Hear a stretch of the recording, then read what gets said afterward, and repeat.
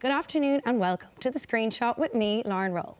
What an exciting show we've coming up for you today. We're going to be talking about the overwhelming popularity of social media from Instagram to Twitter. It's undeniable just how much we love it. To tell us about life online in 2017, we are joined by the king of Snapchat, the one and only James Kavanagh. James will be telling us about how he gave up his career in PR to break new ground online and how he's building a food brand with the help of social media. We're also going to be joined by another player on the social media scene, Joshua Nueva, who is here to tell us about his online coaching business. Later, we'll be finding out how to master squats and lunges, and we'll be treated to a song from Retro Fix. So guys, thank you both for joining us today. Welcome, welcome. So I suppose we'll start with you, James. You're a social media expert. You have a big following. So I think what people most want to know is how you started online. Did you just realize one day I'm really funny and I've loads of followers? Or like, how did it all go? Like everything in my life, I never have a plan. So I started to get on Snapchat about 2 years too late. I remember when Snapchat first came out, it was kind of used by people that were on Tinder, and then they kind of used Snapchat to send their bits and bobs to each other. It was kind of used for that kind of thing. So I never had an interest because I had a boyfriend. But then I started to scare William, my boyfriend, on it, and people really enjoyed that. So I got tons and tons of followers because of that. And then I started to do other things like make food and stuff on Snapchat. So it kind of developed into more of a vlogging, like daily vlogging type thing. But it all started from scaring William. But it is very funny when William gets scared. Yeah. And like still now, to this day, does he not know when you're scaring him? No. It's still original and brilliant. Yeah. Still original and brilliant. And obviously, for people watching at home who maybe want to take a different career, how did you kind of leave the career in PR? How did you know that it was going to work? Was it just a risk? Well, it was a risk, and I remember when I was leaving, my dad was like, "What are you doing? Like, you've health insurance, and you know, you've a pay packet and stuff like that." And I was like, "I'm leaving for Snapchat. This is it. I just know what I'm doing." And he was like, "Are you mad?" Like, 'cause it sounded bizarre, especially to my dad's in his 60s, so he just didn't really understand what I was doing. You know, I got my monthly pay pack. I was on health insurance, so. But I was because I had a big following, I started to be approached by brands who wanted to pay me for being in campaigns and stuff. So I was like, hang on, I have money, so I can pay my bills, so it's time to leave. And your mom and dad now have a Snapchat as well, don't they? Yeah, my mum has 10,000 followers now on Snapchat, so go follow her. She's so funny though, yeah. She's great. So over to you, Joshua.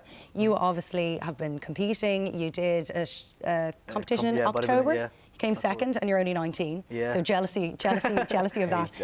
Jealousy. And obviously you do your online coaching. So how did you take the step into there? Well, I started off with YouTube and kind of giving people an insight into my life. And from there, people kind of took an interest and they kind of wanted to follow the same things that I did, follow the same exercise, because I used to record all my workouts and stuff like that. And people were really interested by it, and they just started Snapchatting me or Instagramming me or even emailing me about, "Oh, do you do any coaching?" And I kind of thought about it and I realized that there's something to be made there. So I kind of took advantage of that, do all my background work. It's not as easy as giving someone a plan and saying, "Oh, do this, do that," because you have to do so much background work every single day just to keep them happy, keep them into their programs and their nutrition plans and everything like that. So like a lot of people don't realize all that background work. Because like with how busy everyone is, it does seem like online coaching is the way forward. Yeah. So you think that's the best way to do it?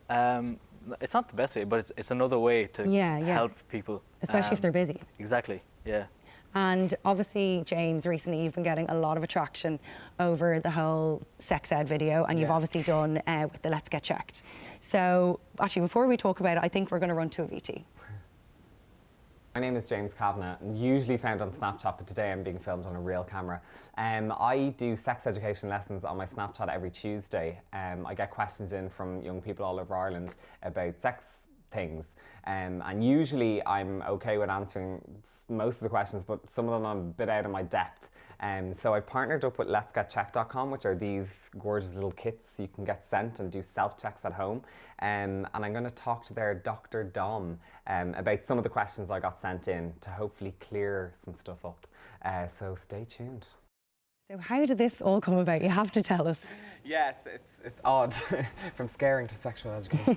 But I was Snapchatting about how I was happy that 500 hours of mental health education are being put on the curriculum, which is something I think is needed, especially amongst young people. And then I was kind of I started to ramble, and I was saying how I'd love food science to be compulsory on the curriculum, because there's so much problems with food and people aren't eating the right things, and there's obesity and blah blah blah. And then I was also because I have a lot of young followers that are in secondary schools now. I asked the question. I was like, what's sex education like now? Because when I did it 10 years ago, whatever, it was really bad. You were taught like penis plus womb equals baby. There was no murmurings of STIs or anything like that. Yes. It's just really bad. And the majority of answers I got back were sex education is still really bad. Nothing's being done. Teachers were messaging me saying, well, our hands are tied by the school boards. We can't do that much sex education. So I was like, okay, well, they're not being taught, so I'm going to do some lessons every Tuesday on my Snapchat account. And I just started to run through stuff like what gonorrhea is, what syphilis is, what chlamydia is, how you can prevent yourself from getting it, how you get it. A lot of people thought I was actually joking when I said you can get the majority of STIs through oral sex. They just thought it was through penetrative sex. So there's just like a total misinformation out there. And interestingly, the age group that are in secondary schools, it's that age group that the statistics are through the roof for contracting STIs. So they're being kind of failed by the education system, because they're literally going out then and getting STIs because they don't know anything about them. They should be taught it in science or biology or whatever. It should be just integrated into the system. So that's how I got onto it, and it's really, like, people love it.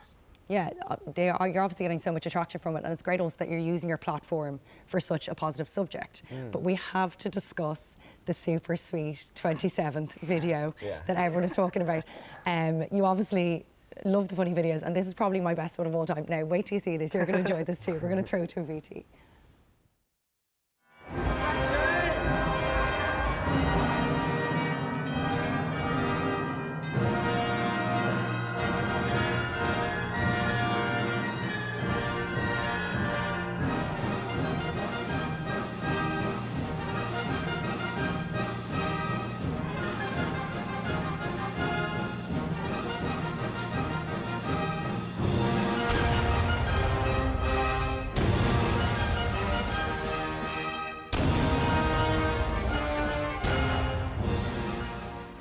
Okay, fans at home, James has just informed me that that was done in one take, okay?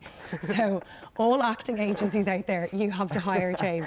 So Joshua, for your 20th, what do you think? Oh, We'll get you some flowers, a cake. 100%. That looks We'll so sort fun. it. Me and James will be there. I still have the litter I was carried in on, so I'll give you that. Nice. I'll pass it on to someone else then. Yes, exactly. So speaking of food, obviously, Joshua, food is extremely important in the diet. So what do you think are fads kind of out there that people should avoid? Like, there's so many different types of myths that kind of people get caught up in, like sugar is bad or fats is bad, but the main fundamental principle that people really need to understand is that calories in versus calories out equals whatever your goal is. So if your goal is to lose weight, calories in has to be less than calories out, because if you're expending more calories, your body has to burn more energy. And then vice versa, if you want to gain muscle or bulk up, just eat more than you burn. And a lot of people don't understand that the more active you are, especially if you're walking to lectures or if you're walking to a football match, or if you're playing football, if you have any sports, that adds to your daily energy expenditure. So that's your calories out, which means that the calories you take in has to be increased as well accordingly to match that. And that's something that kind of people tend to neglect. And James, you're going down the food route now. You have Currabini. So tell us, how did you launch that with social media? Was that all the advertising you kind of did was through yourself and William's platforms? Yeah, it was kind of like accidental market research. So I had a following from Scaring William. At the same time, I was working for Kerrygold and Barry's Tea doing their PR. And at the same time, William had just finished the Ballymaloe cookery course. So we were kind of in this little food world at the same time. And we decided we'd want to go into food together and open up a cafe. But we didn't think we were quite ready yet. But the kind of following we had proved that we were ready, because whenever we were cooking at home, we were naturally Snapchatting and putting stuff out there, and people were like, oh, are you ever going to be on a market, or would you start a food blog or whatever? So it was market research. We were kind of like, maybe we are ready to actually go into this together. So then we decided we'd sell at markets because we didn't have enough money for an actual cafe. So that's what we've been doing so far, catering events and selling at markets, and it's proved really well. And we're hoping to open up a cafe next spring. So yeah, the social media stuff that we've done has been vital. It's been so essential in proving that we are ready, because now we're using that evidence for a business plan to get a loan from a bank. So it's, you know, it goes beyond just a couple of snaps. You're in control as well, so like you can check actually the numbers and things like that. Yeah. And also, just Joshua, what's coming up for you next?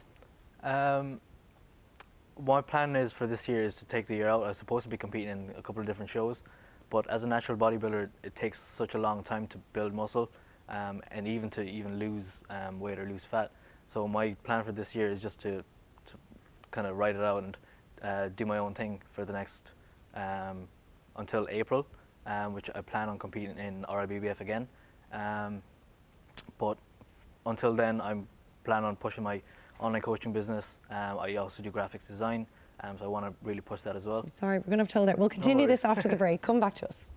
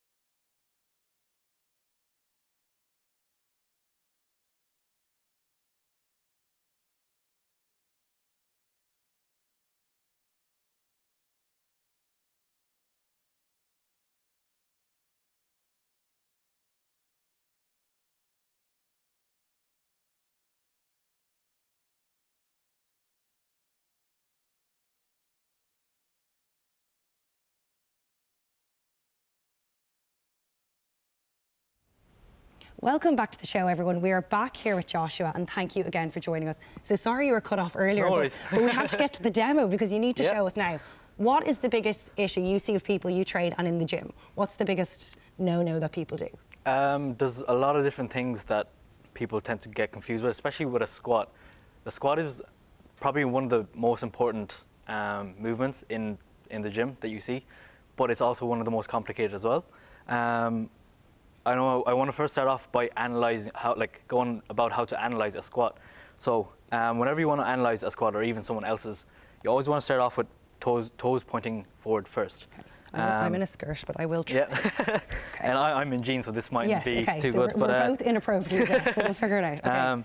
So toes pointing forward first for the analysis. Okay. Then with a stance that you're comfortable with. Okay. So it could be shoulder width, but for me it's kind of just in shoulder width. Okay. And then you just squat down, and the base of a squat is knee flexion and hip flexion. So the bending of the knee and then the bending of the hip at the exact same time. Okay. So as the knee goes forward, the hips go back.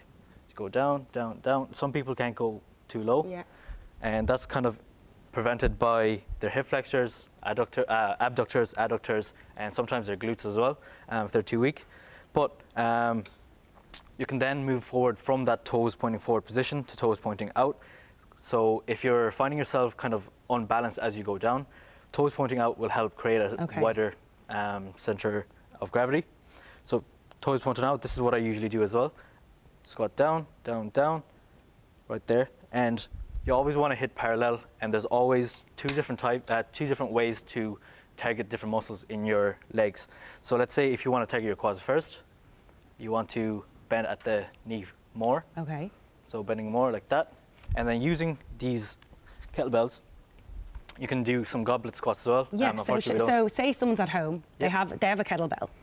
Show us what would be the best thing to do. So holding the kettlebell as close to your body as possible, taking your stance, toes pointing out if you need to, squatting down all the way, just like that. There we go. So that will target mainly the quads simply because of the anterior loading of the kettlebell. If you want to target more of your glutes, all you have to do is lean forward a lot more, because the function of the glutes is to extend your hip. So as you flex more, it'll stretch your glutes out. Okay. And it'll target that more. Okay, so how long should you do that for? 3 sets to maybe 8 to 12 is the usually recommended range, but you can do 4 or 5 sets as well. Okay, perfect. And what else? What else can we do at home? Some lunges as well with a kettlebell. Okay. Exactly the same thing, holding the kettlebell close to your body, going forward, lunging forward like that. And you always want to create that kind of 90-90 angle with your knees. Okay. Yep, and it's the same principle as well. Flexing at the knee more will target your quads. Flexing at the hip more will target your glutes. So if you want to build a bigger booty, flex at the hip more, so tend to go forward. Or if you want to get bigger legs, keep the body upright, like that. And coming up to summer, it's all girls and boys out there care about is their abs. Yeah. So is this going to help our abs? To be honest, everybody has abs, so the nutrition side of that will take care of that. But you can always do core exercises as well, using kettlebells. If you're lying down, just like this. So you're using a weighted crunch, holding the kettlebell up in front of you, crunching up, just like that. Okay. So you want to do that for maybe 4 sets of 10 to 12 reps. And you were saying there about nutrition, and we kind of briefly talked on it before. So what foods, if people, I know it's difficult for you to say, but say someone, it's 2 months till their summer holiday. Yeah. They're not in shape.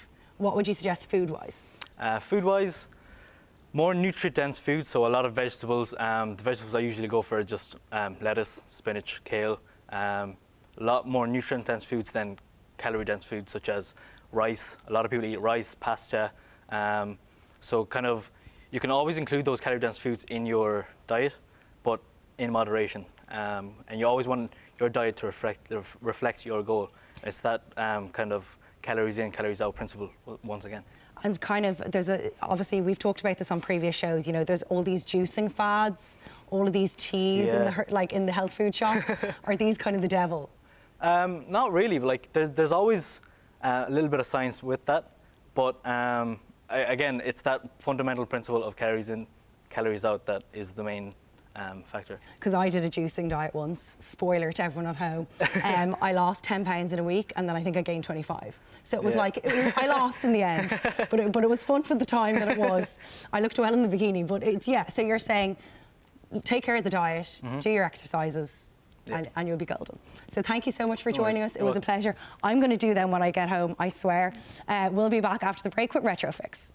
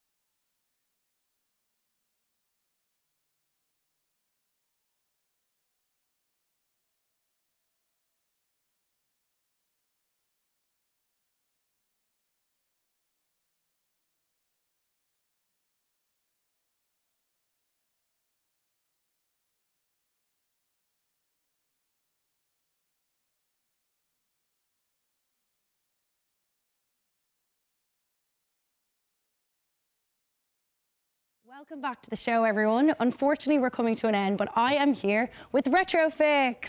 So tell us, what are you going to be performing today? Today, I'm going to perform Sanguinella Moon, which is my own composition. I perform with Retrofix. This is only 3 out of 7 of us. Okay. We'll have to get the 7 on the next time when the set's bigger. That's the plan. Definitely. And anything coming up for you guys? Anything we should look out for? Well, I just want to announce our own music video, which we recently completed. We all piled into a caravan, all 7 of us, and had a bit of a Father Ted theme. So that's up on our YouTube channel, Retrofix Band. Retrofix Band. Okay, guys, make sure to look that up. And here we go. Take it away. Thanks.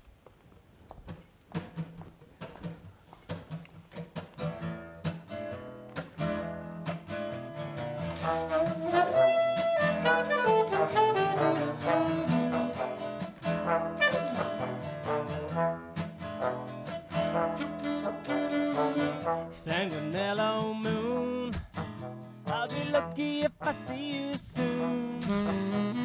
Sanguinella sky, you ran off with another guy.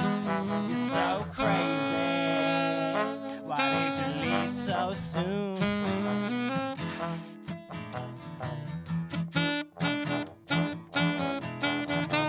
Sanguinella rain, you ran away and quit our game. Sanguinella moon, a beautiful lemon monsoon. You're so crazy, baby lady, why did you leave so soon? So very crazy, baby lady, why did you leave so soon?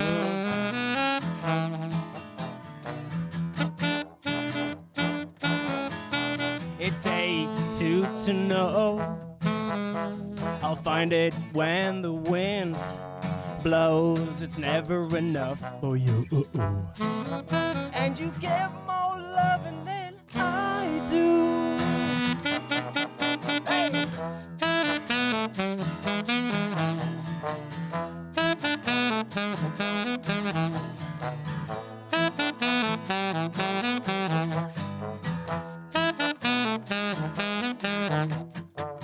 Sanguinella melody, it's too easy to be melancholy. Sanguinella language, your blood is red but you're still an orange. So crazy, baby lady, why did you leave so soon? So very crazy, baby lady, why did you leave so soon?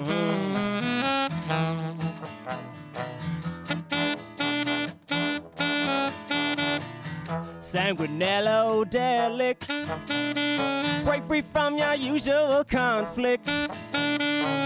Sanguinella planets, an intergalactic ticking clock. So crazy, baby lady, why did you leave so soon? So very crazy, baby lady, why did you leave so soon?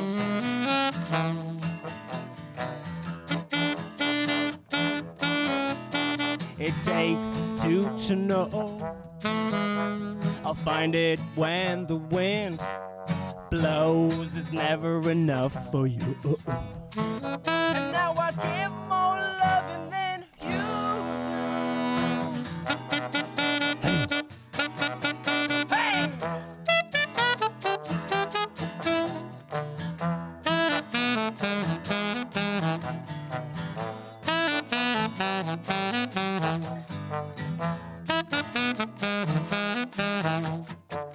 Sanguinella moon.